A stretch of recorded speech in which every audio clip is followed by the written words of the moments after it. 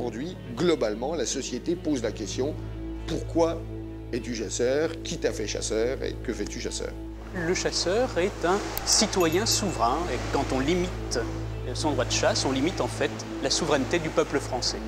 Les institutions ne tiennent pas leur rôle.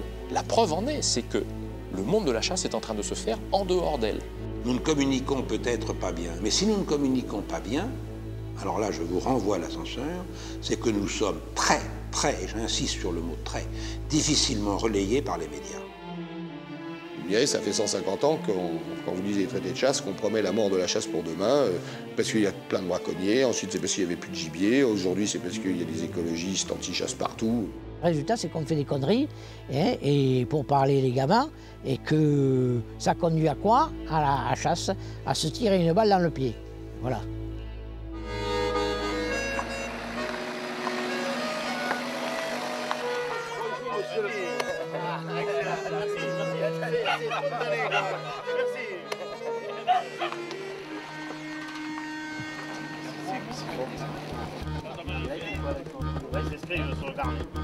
Bonjour messieurs.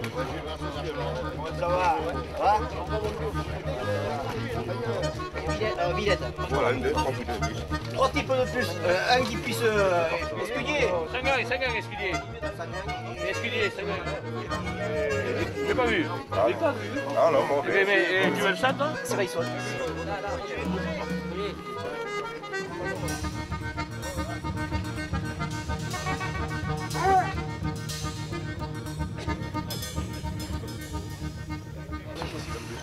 Nous allons essayer de prélever 2 cerfs.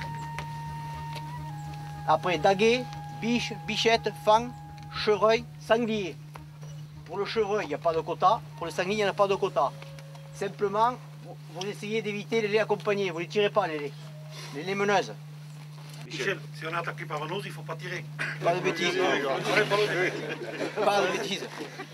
C'est bien des serviteurs, ça. On dirait des conneries comme ça. Ouais, non, pas de bêtises. Surtout, il y a du brouillard. Et vous savez qu'il y a du brouillard, donc faites gaffe. On identifie bien la bête. Bon, allez. 7 novembre 2004. À Montricou, dans le Tarn-et-Garonne, les dimanches de chasse restent des moments essentiels pour la communauté rurale des alentours. Mais ici, comme dans de nombreuses associations de chasse, on s'inquiète de l'avenir de cette passion française. La chasse est en crise. Le nombre de chasseurs ne cesse de décroître et une partie de l'opinion publique est désormais contre sa pratique.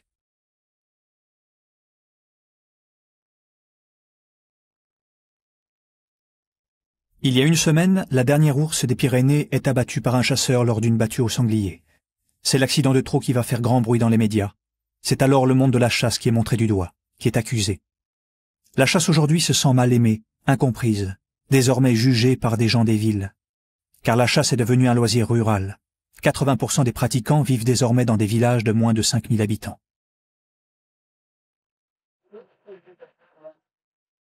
Ah ouais, d'accord. C'est signé, c'est qui? Peut-être qu'il y a eu des Maintenant, il y a des routes partout en montagne. Alors, il y a un mouvement, il y a une circulation. Comment voulez-vous qu'entre tous ces gens et une bête qui veut vivre tranquille, sauvage, que ça marche? C'est pas vrai. Imagine en 50 ans, si la population d'ours augmente, comment? Il faut laisser la place à l'animal, il faut aller à ce compte-là. Il n'y aura pas de place pour les chasseurs. Il n'y aura plus de place pour les gens, pour les humains. Il n'y aura pas de place pour les chasseurs. Je pose la question. Ça, c'est clair. Où on va? Où il y a des zones où personne ne va, à ce moment-là, les animaux seront vraiment sauvages. Oui, mais ils vont les protéger, ces zones. Mais ça, c'est clair. C'est peut-être normal. Il faut vraiment un truc sauvage. Oui, tout à fait. Mais cohabiter tous ensemble, c'est bien difficile. Pour certains, la chasse, c'est détruire, c'est tuer tout ce qui bouge, quoi. Et si, c'est ça le fait de la chasse aujourd'hui. J'ai un cheval de bataille actuellement, j'en ai parlé à la Fédération des chasseurs. Je travaille à la communauté commune, je fauche les routes. Au printemps, en faisant de l'entretien, j'ai détruit 70 œufs de perdreaux. Alors quand je vois, il y a des communes qui font de l'intégrale, qui broient tout au mois de juin, moi ça me révolte. C'est le biotope surtout qui a changé.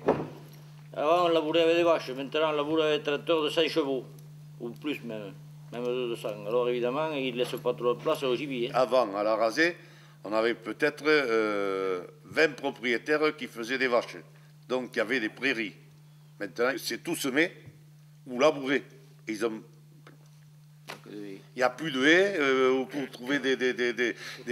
Avant, le gros gibier n'existait pas, il y avait le petit gibier naturel. Oui, mais ça comprend aussi que, bon, un champ qui fait 20-30 arts avec des haies, vous arrivez là avec un tracteur de 100 ou 150 chevaux, oui, c'est tout ce que... c'est pas possible de travailler. Tout ça a changé, oui. Alors l'agriculture a tellement changé et tout a été bouleversé.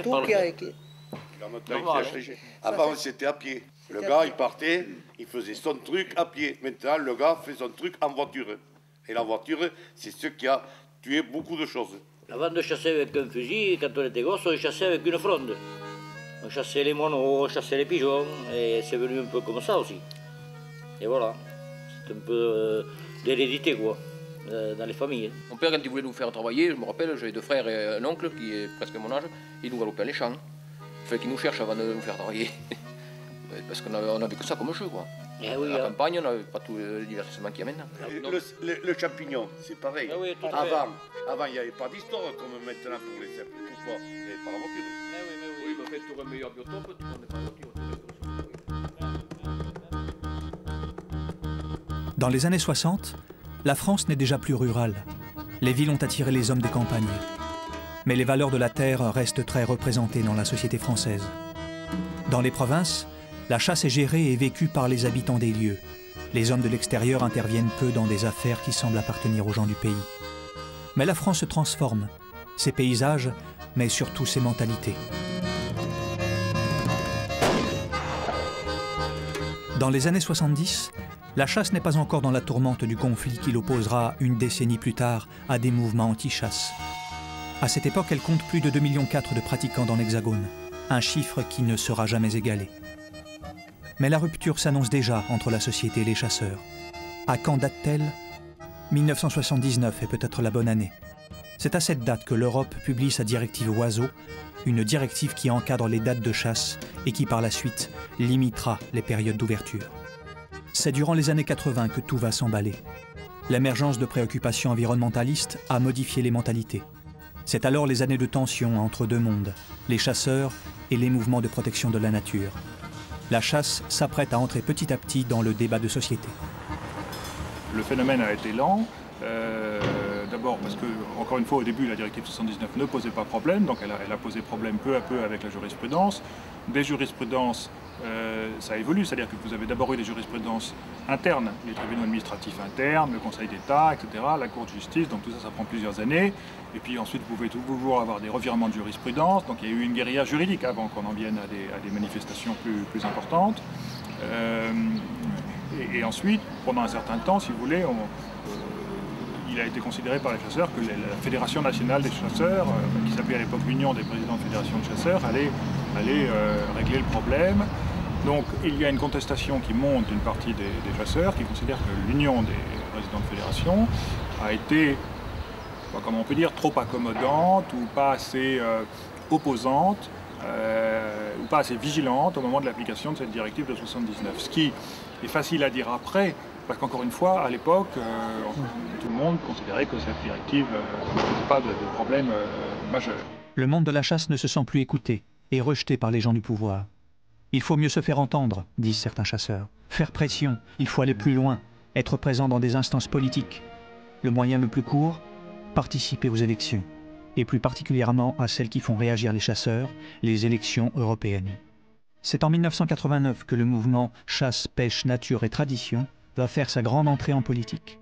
Thème de la campagne, ferrailler contre l'Europe et l'absurdité de ses règlements, et contre Paris et ses hommes politiques qui négligent le monde rural. Aux élections européennes, c'est la surprise.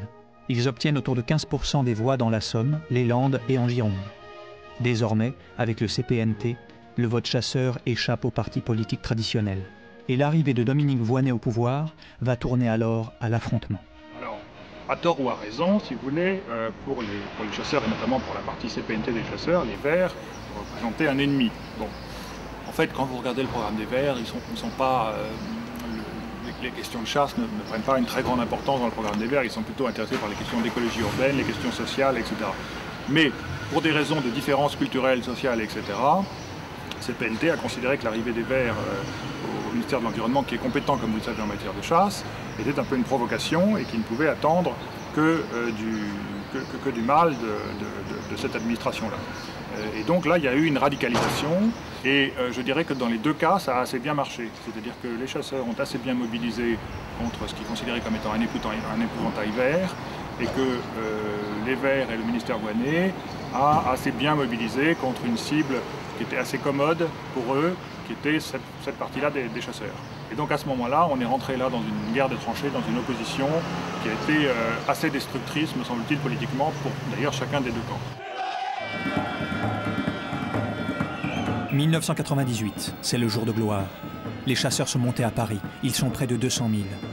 Au-delà de la pratique de leur passion, c'est le monde rural qui veut se faire entendre.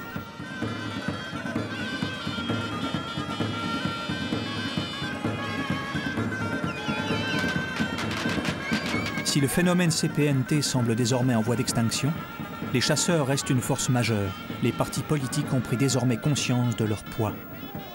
La grande manifestation, c'est aussi le signe que les chasseurs peuvent être un pivot de la vie publique. Toute leur histoire est là pour le démontrer. Car la chasse a de tout temps possédé une place centrale dans l'histoire de la France, une place à côté du pouvoir, à côté des puissants. La Révolution française, en donnant le droit de chasse à tous, a marqué les esprits. La Révolution française incarne aux yeux des chasseurs un moment de mutation profonde dans l'imaginaire. C'est l'accès revendiqué par tous à la chasse. Et je crois que ça, encore aujourd'hui, on le voit très bien dans les manifestations contre l'Europe et les directives européennes, on lit toujours les acquis de la Révolution et l'idée que le chasseur est un citoyen souverain. Et quand on limite son droit de chasse, on limite en fait la souveraineté du peuple français. La chasse est l'apanage des rois, des princes. Eux seuls exercent le droit de chasse sur leurs terres. L'abolition des privilèges en 1789 permet à l'ensemble de la société de chasser. Mais cela sera de très courte durée. Très vite, la chasse appartient aux nouveaux puissants, aux propriétaires terriens. Durant l'Empire et les premières républiques, la bourgeoisie s'accapare l'exercice de la chasse. On chasse de nouveau sur ces terres. C'est seulement durant le 19e siècle que la chasse devient réellement une conquête paysanne.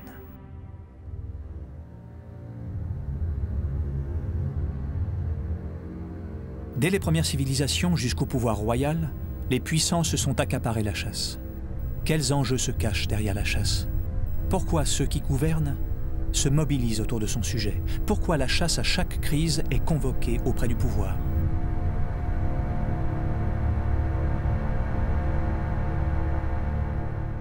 Pour les Grecs, la chasse est un réservoir d'images, de symboles, de réflexion morale sur le bien se comporter. Le chasseur est un de ceux qui sortent de la cité pour exercer ses talents, ses devoirs, et qui en même temps peut mettre la cité à risque. Pourquoi?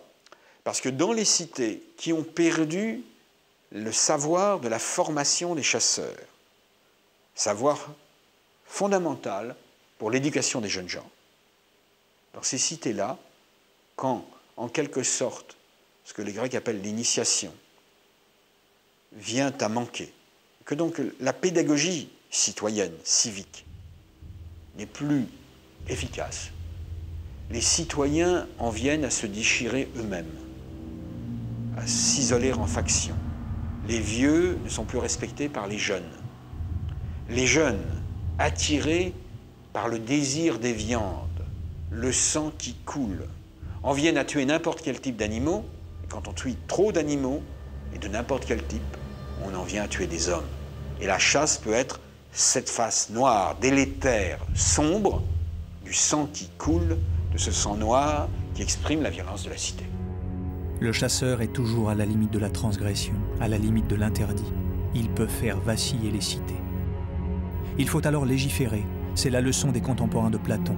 Il en va de la pérennité même des civilisations, celle d'hier et celle du Nouveau Monde. Quels que soient les territoires et les époques, la chasse sera alors codifiée et encadrée. Mais qu'en est-il de la chasse commune qu'aucun récit ne raconte, celle du peuple?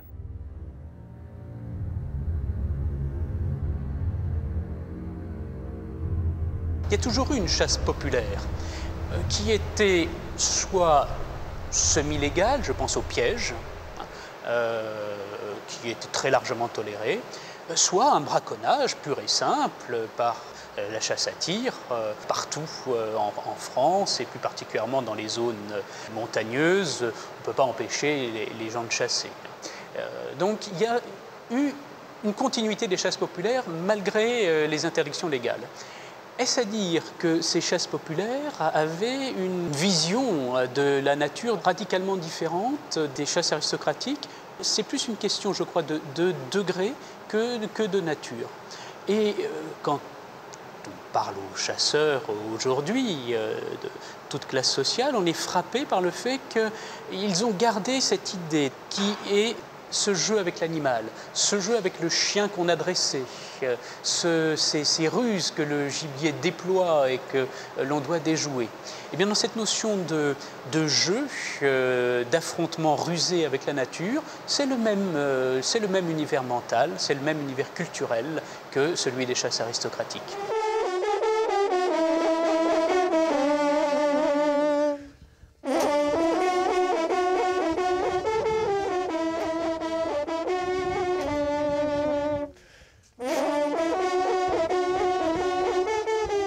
Depuis 20 ans, la chasse traditionnelle au fusil ne cesse de perdre des pratiquants. Tandis que la chasse à courre, ou vénerie, cette pratique héritière de l'Ancien Régime, voit son auditoire progresser. Étonnant paradoxe.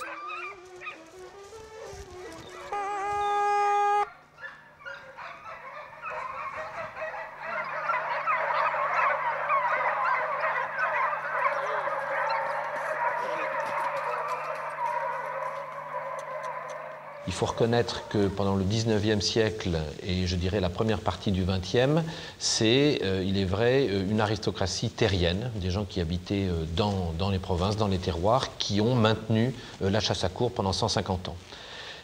Changement assez radical, je dirais, aux moitiés du XXe siècle, où les équipages qui appartenaient à une personne, qui souvent avait une grosse propriété, un château, sont devenus des associations. Et je dirais qu'aujourd'hui, sur les 450 équipages, 450 sont des associations 1901, donc n'appartiennent plus à une personne, mais à un groupe d'individus. Et ça n'a l'air de rien, mais ça a changé profondément les choses.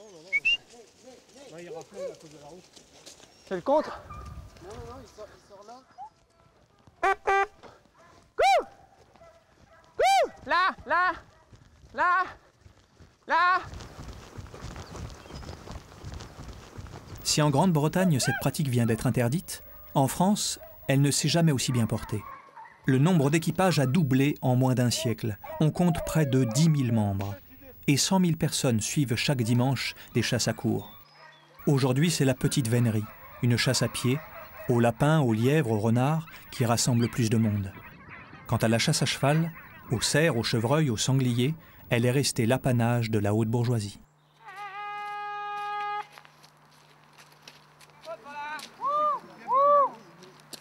Ce que l'on est aujourd'hui, c'est un monde extrêmement large et représentatif de la société, que ce soit socialement, économiquement. Et cette ouverture, cette diversité, cette ouverture, je dirais même, qui aujourd'hui rend à la chasse à courre sa dimension populaire, eh bien, a cassé cette espèce d'image qui était, c'est réservé à des nantis.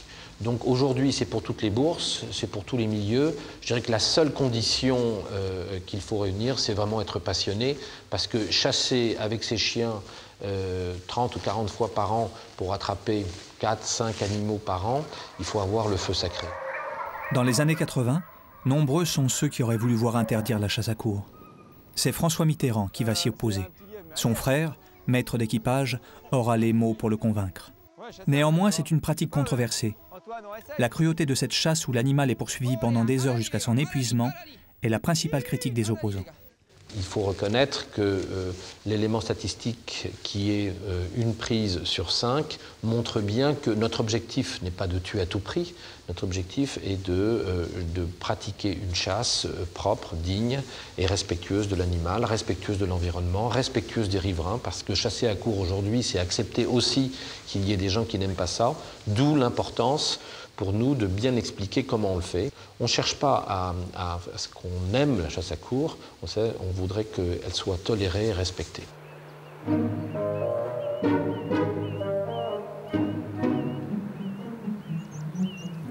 Autre pratique qui séduit de plus en plus, la chasse à l'arc.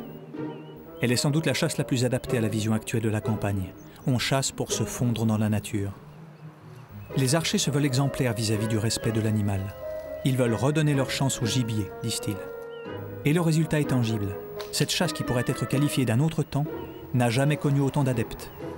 Ils ont été plus de 15 000 à suivre les journées de formation. Un succès que personne n'avait imaginé chez les membres de la jeune Fédération française de chasseurs à l'arc.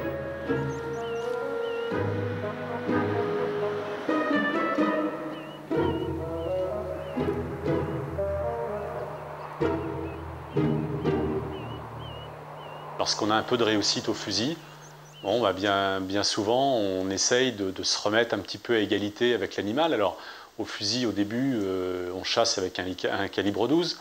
Après, on passe au calibre 20, et puis on peut descendre, pourquoi pas, au calibre 28. Bon, on a fait une démarche de descendre dans la grosseur du calibre, et ce qui fait qu'on redonne une chance un petit peu au gibier. À la carabine, bon, bah, ça, il n'y a pas trop de possibilités, sauf si bon, on va essayer de chasser à l'approche, de faire des approches dans de bonnes conditions. Mais bon, après, le pas, quand on saute le pas, bah, c'est de venir à la chasse à l'arc, pour là vraiment se remettre en question, un petit peu se remettre en cause, et dire dans quelles conditions je peux prélever un animal. Il a toutes ses chances, il peut se défendre. On a vu tout à l'heure sur le terrain 1 ou 2 tirs sur lapin. Bon, bah, au fusil, ils n'auraient pas eu grande chance. Là, à l'arc, ils ont eu leur chance. Bon, on ne cherche pas à remplir un congélateur avec un arc, hein, c'est souvent une réflexion qu'on entend dire. Donc c'est un esprit, c'est un mode de vie. D'où viennent ces nouveaux adeptes ? Ils sont citadins et campagnards, anciens porteurs de fusils ou profanes. La diversité de parcours des archers est à l'image d'une pratique qui fait le grand écart entre une activité sportive et une pratique millénaire. Beaucoup de chasseurs continuent aussi à chasser au fusil ou à la carabine, ou à pratiquer un autre mode de chasse, au vol, en vénerie, etc. Mais la chasse à l'arc, ils cherchent autre chose. Et beaucoup de chasseurs ont trouvé cette autre chose dans la chasse à l'arc, une convivialité, un esprit, une certaine éthique, beaucoup de choses que les chasses traditionnelles au fusil n'avaient plus ou moins, étaient plus ou moins en perte, quoi.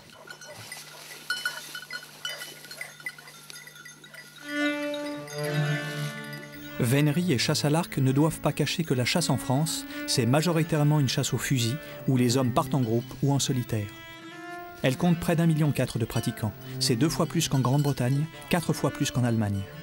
Au cours du dernier quart de siècle, leur nombre n'a fait que diminuer. Elle perd environ 2% de pratiquants par an. La chasse est liée aux hommes de la campagne. L'exode rural a entraîné systématiquement une baisse continue et progressive du nombre des chasseurs. Tout laisse à penser qu'il va continuer à se réduire. La moyenne d'âge ne cesse d'augmenter, autour de 50 ans aujourd'hui. Chaque année, pour 2 anciens qui raccrochent leur fusil, un seul jeune passe le permis. Et c'est cette chasse traditionnelle qui est la plus bousculée, qui semble décalée, moins adaptée à la société qui l'entoure. Jamais, dans leur histoire, les chasseurs n'ont été interpellés par cette question existentielle. Pourquoi es-tu chasseur ? Jamais. Ce qu'il y a, c'est que la chasse est un pouvoir, au minimum un pouvoir sur un territoire et d'une autre façon un pouvoir sur la vie des animaux. Donc hein, on retient l'idée que la chasse est quand même l'affirmation d'un pouvoir, d'une puissance. Et dans les sociétés démocratiques, dans les sociétés en général, à mesure que la démocratie avance, il y a une contestation de l'autorité et la nécessité que l'autorité fasse la preuve de sa compétence. Et subitement, les chasseurs, en l'espace d'une trentaine d'années, le débat chasse-anti-chasse, il existait déjà chez les Grecs, hein, dans la Grèce antique. Mais effectivement, aujourd'hui, globalement, la société pose la question « Pourquoi es-tu chasseur ? Qui t'a fait chasseur ? Et que fais-tu chasseur ?» Et le monde de la chasse a un mal fou à admettre à admettre, pas forcément à répondre, mais à admettre qu'on puisse lui poser cette question. Dès lors qu'on lui pose la question, c'est quelque part une façon, pense-t-il, de contester sa puissance et son pouvoir. Mais si on me demande pourquoi je suis chasseur, c'est que vous êtes anti-chasse. Derrière la querelle entre chasseurs et écologistes se cache une fracture plus profonde. Elle sépare ceux qui se sentent appartenir à la nature et revendiquent à ce titre le droit d'ôter la vie aux animaux sauvages, et ceux qui considèrent la nature comme un spectacle.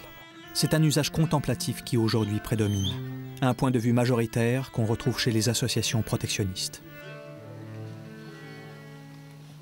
Je crois qu'en fait c'est un phénomène assez courant en sociologie d'une corporation qui n'a pas évolué en même temps que la société évoluait. Et je crois que les chasseurs n'ont pas réalisé que, par exemple, l'émergence des associations de protection de la nature au début des années 70, et qui est montée en puissance, ça traduit en fait une évolution de la société. Et les chasseurs ne l'ont pas vu tout de suite, et donc se retrouvent finalement un petit peu bousculés, et le premier réflexe, c'est un peu de se replier sur soi, et ce sentiment-là, on le rencontre, vous l'avez dit, dans d'autres exemples, et ça pourrait être aussi le cas de professions, quelquefois, face à la crise économique, par exemple. En même temps, c'est un réflexe premier, mais qu'il faut savoir dépasser parce que ce n'est pas comme ça qu'on peut faire évoluer une situation et s'en sortir. Parce que peut-être contrairement à ce que les chasseurs ont encore dans la tête, pour certains d'entre eux, il est normal que l'ensemble de la société s'intéresse à la chasse parce que la chasse, elle s'exerce sur de la faune que le Code de l'environnement lui-même définit comme un bien commun. Et si c'est un bien commun, tout le monde peut avoir des aspirations pour ce bien commun. En 1988, Simon Charbonneau lance un appel avec 4 amis chasseurs à la gare de Toulouse. Leur objectif ? Nouer un dialogue avec les organismes de protection de la nature. Ils fondent l'Association nationale des chasseurs écologiquement responsables, l'ANCER. Moi, je suis chasseur passionné depuis étant tout gosse. Et je me suis retrouvé, par passion de la nature en général, engagé dans le mouvement écologique dans les années 70. Et j'ai découvert ce conflit entre chasseurs et protecteurs et j'ai trouvé que c'était complètement stupide, que c'était un conflit contre-productif à la fois pour la chasse et pour la protection de la nature. Le chasseur, c'est vrai qu'il a la tendance à l'individualisme, c'est-à-dire il prend son plaisir et puis voilà, il ne veut pas s'occuper des conditions d'exercice futur de son plaisir. Mais il a tort. Il a tort parce que s'il consacrait simplement un tout petit peu de temps à ça, eh bien, les choses évolueraient considérablement.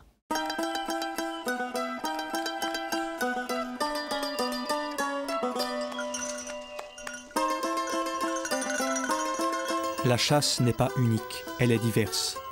On chasse différemment la bécasse, la perdrix, le lapin de Garenne, le cerf ou le sanglier. Ces pratiques particulières ont amené les passionnés à se regrouper. Les adeptes de la chasse à la bécasse furent les premiers à s'unir.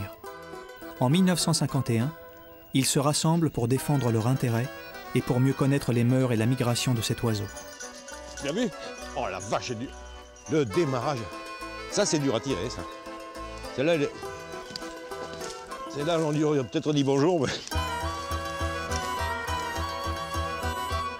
La bécasse, même si elle a été sortie des espèces à avenir incertain, est quand même un oiseau fragile. Et si on ne prend pas des mesures comme ça, on peut avoir des catastrophes. Ce qui s'est passé il y a 3 ans où, après un coup de froid, certaines fédérations ont réouvert la chasse, il y a eu des tableaux monstrueux de faits. Ça a été suivi par une très mauvaise année de reproduction en Russie. Le résultat, c'est que la saison suivante, on était très affolés de voir l'état de la population avec bien moins de jeunes que d'habitude, donc une population fragilisée et en nombre relativement faible. La date de fermeture de la bécasse n'est toujours pas connue. Le Conseil d'État a débouté des associations anti-chasse qui avaient attaqué le précédent arrêté ministériel de fermeture en disant qu'il n'apportait aucune preuve. Et donc le ministère de l'Environnement, pour fixer la date de fermeture, il devait se baser sur des travaux scientifiques. Et qui produit des travaux scientifiques? C'est l'ONCFS et ce sont des clubs comme le Club national des bécassiers qui peuvent fournir des chiffres et évaluer la qualité d'une saison ou la santé d'une population. Le club national a compris avant tout le monde qu'il n'était plus le seul acteur sur le terrain. et que des préoccupations nouvelles pouvaient limiter leur passion. Ces chasseurs de gibier à plumes ont mis alors en avant leur connaissance sur les peuplements, leurs compétences dans la gestion des populations, pour être l'interlocuteur reconnu et indispensable. C'est bien. Il ne tire pas le patron. Donc, effectivement, les pratiquants de certaines formes de chasse qui ne prennent pas en main des études scientifiques assez poussées de suivi des cheptels, des populations, de la santé, risquent de se voir imposer des décisions arbitraires, faute de données fiables. Donc, d'où la nécessité de faire des études scientifiques assez fines.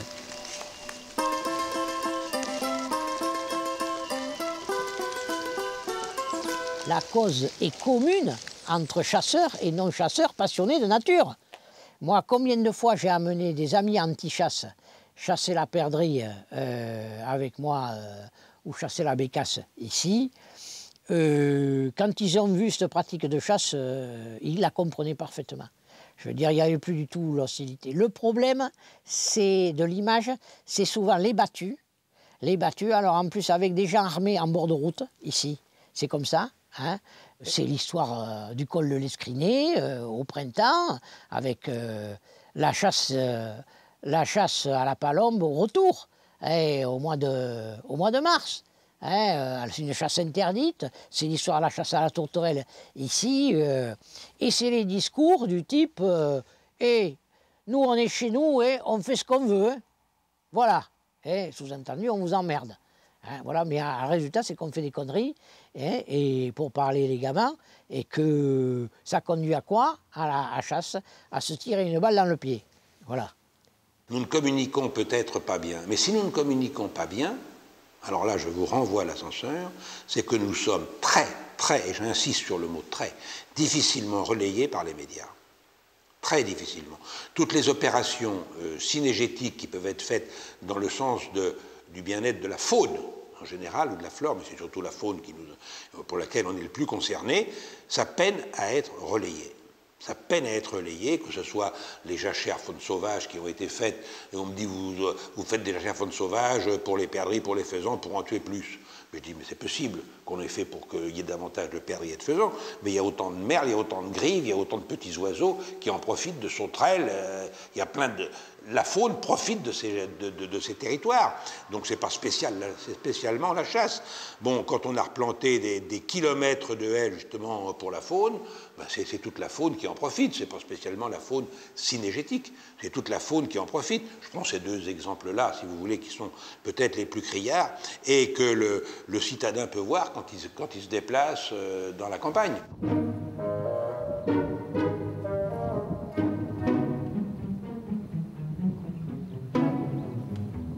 Et c'est vrai que les fédérations s'activent sur le terrain pour défendre les habitats de la faune sauvage. Sauvegarde des zones humides, suivi de nidification, financement de jachères pour améliorer la biodiversité, réaménagement de milieux, l'institution synégétique est un acteur présent dans les campagnes. Mais les gens des villes l'ignorent dans leur grande majorité. Est-ce à la mesure des attentes de la société française ? Parce qu'on est dans une société où la prise de conscience des problèmes écologiques, pour faire simple, est très importante. Et dans la mesure où le chasseur tue des animaux, de façon primaire et basique, on a tendance à dire que s'il tue les animaux, c'est qu'il ne protège pas la nature. Et donc, pour répondre à cette interrogation et à cette idée toute faite, le chasseur doit faire la démonstration, et il est en mesure de la faire, de sa compétence écologique, de son rôle. Je pourrais vous fournir de multiples exemples. On connaît la question du grand gibier, mais si aujourd'hui il y a encore des perdrix grises, c'est parce qu'il y a des chasseurs qui s'en occupent. Parce que si on n'avait rien fait du tout, elle aurait disparu corps et bien. Donc, la démonstration écologique.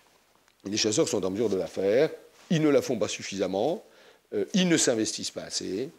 Ils ont d'énormes moyens financiers, à travers notamment leur fédération, qui pourraient effectivement, et là je suis complètement d'accord avec les associations protectionnistes ou naturalistes, qui disent que malgré ces gros moyens, on ne fait pas grand-chose. Et c'est vrai que globalement, le monde de la chasse ne fait pas en matière de protection et de restauration des habitats ce qu'il serait en mesure de faire compte tenu et de ses moyens financiers et de sa puissance politique.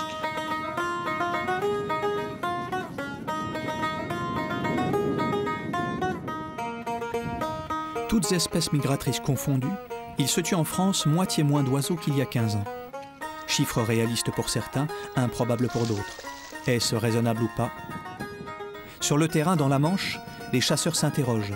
L'Avifona, jeune association qui regroupe des chasseurs de gibier d'eau, a la franchise de dire qu'ils sont dans l'incertitude.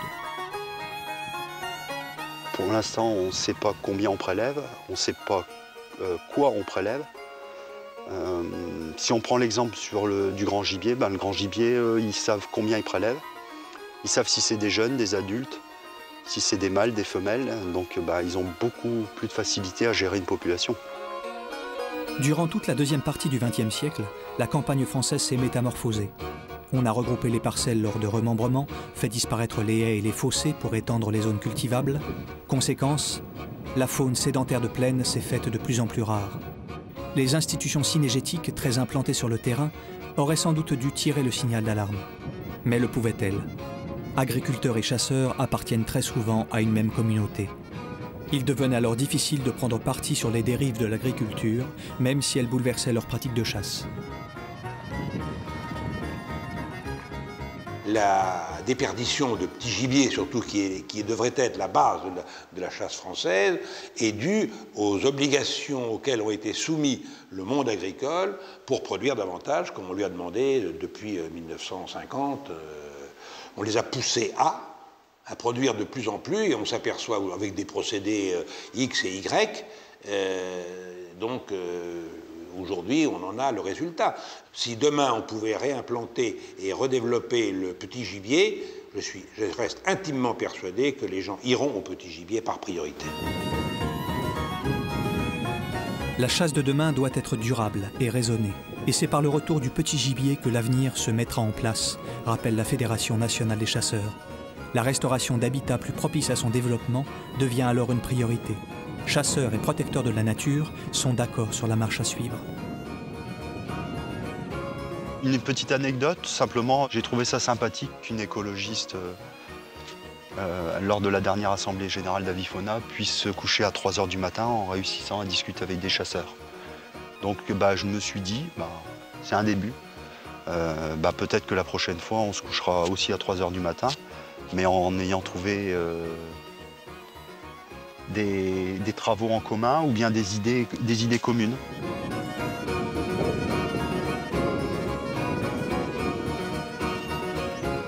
Les chasseurs gèrent-ils la faune sauvage pour mieux exercer leurs pratiques? Ou chassent-ils pour maintenir des niveaux de population convenables? La société dans son ensemble vit mal ce paradoxe. Les chasseurs donnent alors l'impression qu'ils pratiquent la nature pour eux-mêmes, qu'ils l'utilisent pour mieux s'en divertir. À quoi servirait la faune dans les années qui viennent si on n'a plus le droit de la chasser? Donc je crois qu'il faut continuer à ce que les fédérations puissent s'investir au maximum dans le domaine de la faune, et la Fédération nationale, elle, gérer la philosophie du chasseur, permettre qu'il y ait encore de la chasse en France pour que le rôle et les travaux qui sont faits dans les fédérations puissent porter leurs fruits. Bon, ça ne veut pas dire qu'il faut que les fédérations se désintéressent de l'individu, c'est bien évident, mais je pense que la réflexion globale humaine du chasseur, elle passe obligatoirement par la Fédération nationale, de par sa position vis-à-vis des médias comme vous aujourd'hui, vis-à-vis des hommes politiques, donc du pouvoir en général, et vis-à-vis des décideurs, donc de l'administration. Donc je crois que là, c'est le rôle de la Fédération nationale, c'est d'être l'articulation pour la défense du chasseur.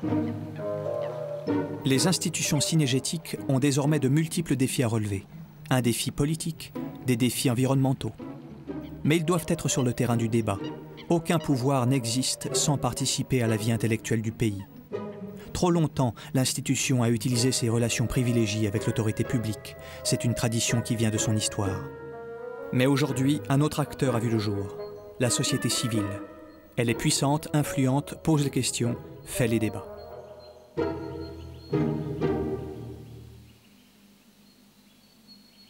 Le lobby est un des rôles qui est dans sa vocation. Le problème, c'est qu'elle ne fait pas son rôle, par ailleurs.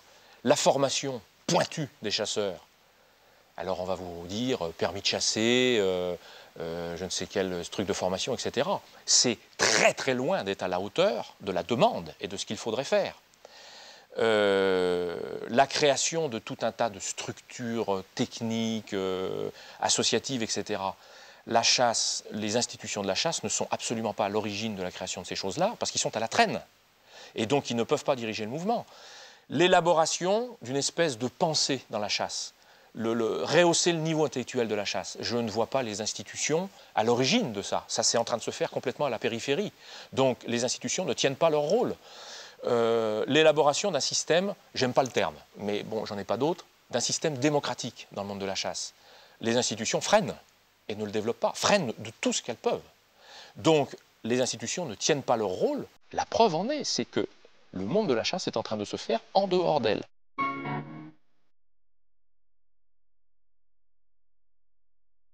C'est à Larazé, un petit village du Tarn-et-Garonne, que s'est déroulée l'une des manifestations les plus enrichissantes sur l'avenir de la chasse. Impulsée par des non-chasseurs, l'intention de ses organisateurs était de prendre le contre-pied des idées reçues. Au départ, l'idée était plutôt autour de réinventer la chasse, quelque chose comme ça. L'idée de réinventer la chasse. Et puis, en réfléchissant, on a vu que c'était certainement une fausse proposition. Le problème, ce n'est pas de réinventer la chasse, puisque je crois que les chasseurs ont beaucoup évolué, mais c'est bien de réinventer la légitimité de la chasse. Voilà quel est le problème.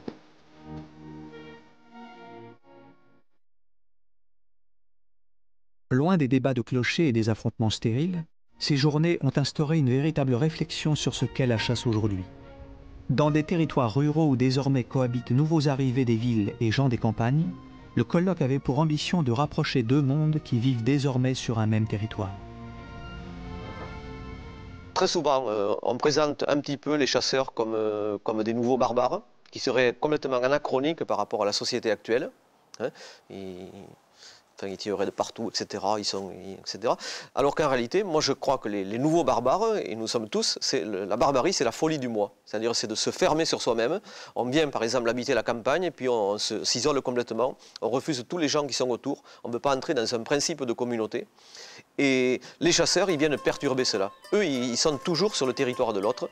Et donc, il me semble que là, il y a un principe ancien de communauté. Il fonctionne selon un principe ancien de communauté. Et alors, parfois, bien sûr, ça crée des conflits, ça crée des contestations. Mais je trouve que c'est fantastique parce que là, il y a une possibilité de débat, une possibilité de dialogue, d'entrer en communication avec les autres. Très longtemps, la chasse a été l'un des seuls lieux de sociabilité dans les campagnes. À Larazé, on espère que la tradition forte de la communauté des chasseurs, exemplaire durant des siècles, peut se renouveler et s'ouvrir vers les autres acteurs du nouveau monde rural.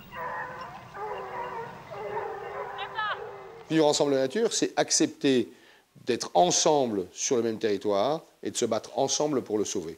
Et sur ces deux choses-là, je ne vois pas en quoi la chasse n'est pas capable de tendre la main. Si elle ne le fait pas, alors ça c'est sûr. Si elle ne le fait pas, si elle consiste à dire « moi, de toute façon, les territoires sont à moi, soit parce que j'en suis propriétaire, soit parce que j'en suis les locataires, donc personne n'y rentre, ces va de la gueule qui ne payent rien n'ont pas à venir chez moi », si c'est ça la conviction de la chasse, alors là c'est sûr. Ça, sur ce terrain-là, c'est sûr et certain, pour des raisons démographiques, on est mort. Parce que si on n'accepte pas le fait, et qui est une chance pour nous, le fait que de plus en plus de gens aient envie de jouir de cette nature, d'y prendre du plaisir, si on n'accepte pas cette idée-là au motif que ça n'est pas à eux mais que c'est à nous, on est ratatiné.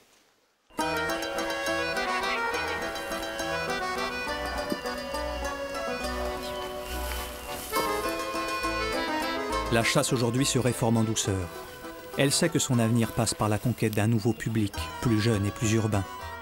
Dans 20 ans, ils seront 700 000, prédisent les plus optimistes, 2 fois moins qu'aujourd'hui. Depuis quelques saisons, les fédérations lancent des opérations auprès de jeunes de moins de 16 ans, les permis accompagnés. Un concept de chasse-école, où les anciens laissent aux plus jeunes la possibilité de chasser à leur place. Cela sera-t-il suffisant pour enrayer la perte des anciens ?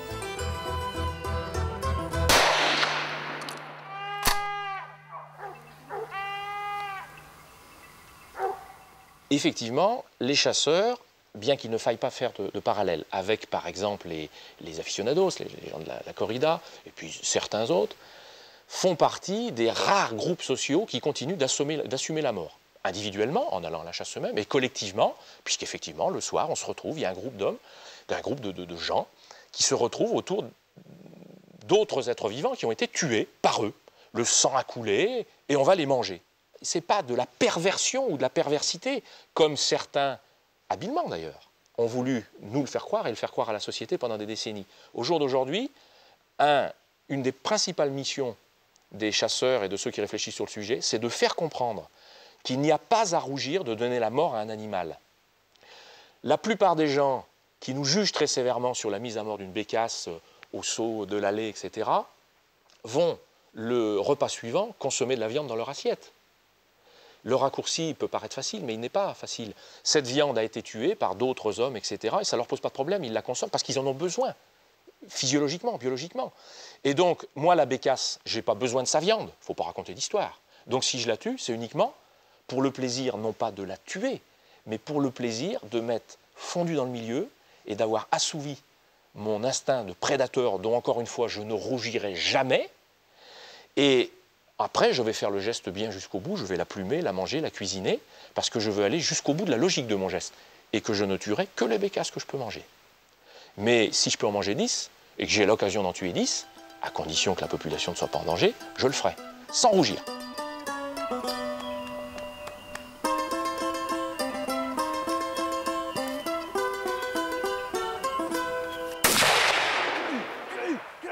Il y est.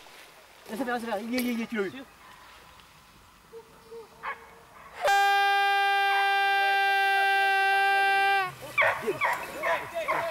Sur ce problème de la sensibilité à l'animal, là, la réponse du chasseur est complexe.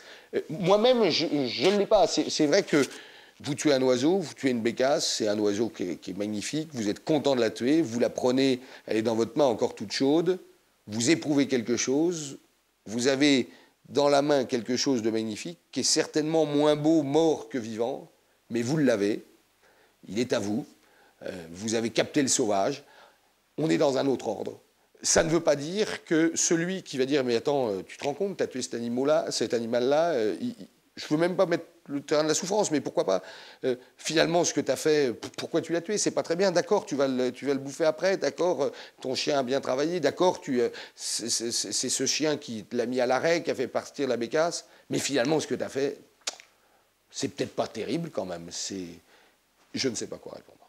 Très franchement, je ne sais pas quoi répondre, si ce n'est que, oui, c'est mon plaisir. Si je ramasse un champignon, tu ne me feras pas la même remarque. Si je cueille une rose, tu ne me feras pas la même remarque. Tu me le fais parce que c'est un animal. Je comprends très très bien ce que tu veux dire, mais je ne le partage pas.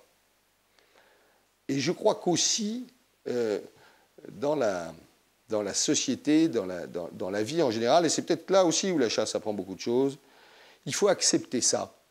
C'est-à-dire que l'autre puisse être totalement différent de soi. On peut parfaitement le comprendre sans pour autant partager ce qu'il pense, parce que si on n'accepte pas cette idée-là, on va vers une uniformisation terrible et vers une société complètement totalitaire.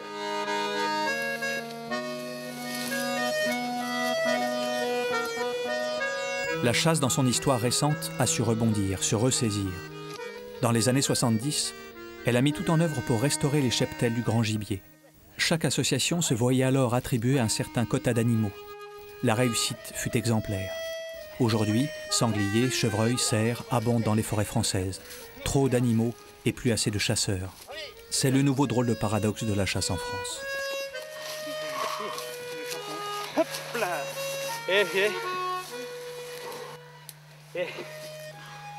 Je crois, de manière très simple, que éduquer les enfants d'aujourd'hui dans l'idée qu'il n'y a pas de violence dans la nature, qu'il n'y a pas de violence du vivant, je pense que c'est dramatique pour l'avenir de l'humanité. Si on met comment dire, le droit des hommes au même niveau que le droit des animaux, là, nous allons certainement, de manière évidente, dans le mur. De son histoire récente, le chasseur peut retenir qu'il s'est isolé dans une citadelle. Il invoquait des traditions sans se rendre compte que le monde avait changé. La chasse dépasse le seul cadre de la pratique.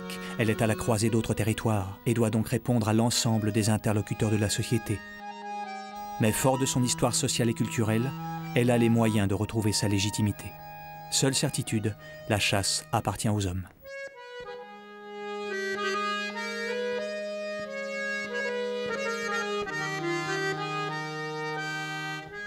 Les chasseurs ont l'impression d'être les derniers mohicans de la société rurale. Ce n'est pas de leur faute. C'est nos sociétés modernes qui ne donnent pas aux ruraux les équilibres nécessaires. Mais je crois, et vous avez raison de le dire, les chasseurs qui s'enferment ne veulent pas discuter de leurs pratiques, ils ne veulent pas expliquer. Ils encourent la même critique que les Grecs faisaient aux viandards.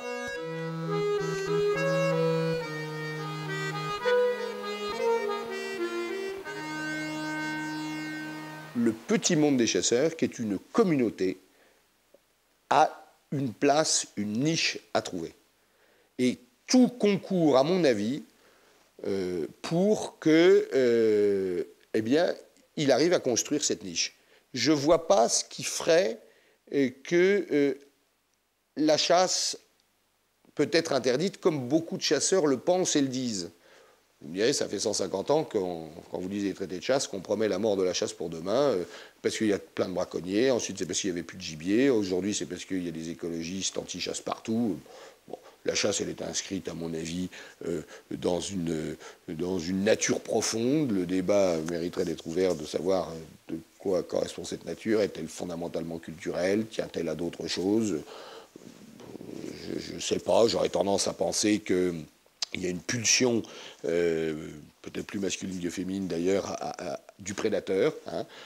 Tous ceux qui ont des enfants savent ou ont vu leur petit enfant, quand il voit une araignée courir, eh bien, il a envie de l'attraper.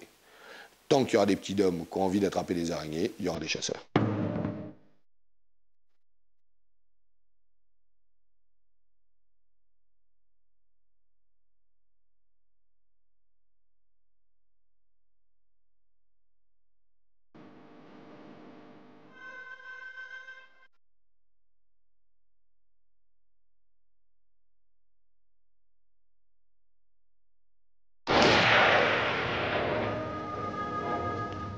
Taper dessus avec l'arme, et il vient vers nous, voilà.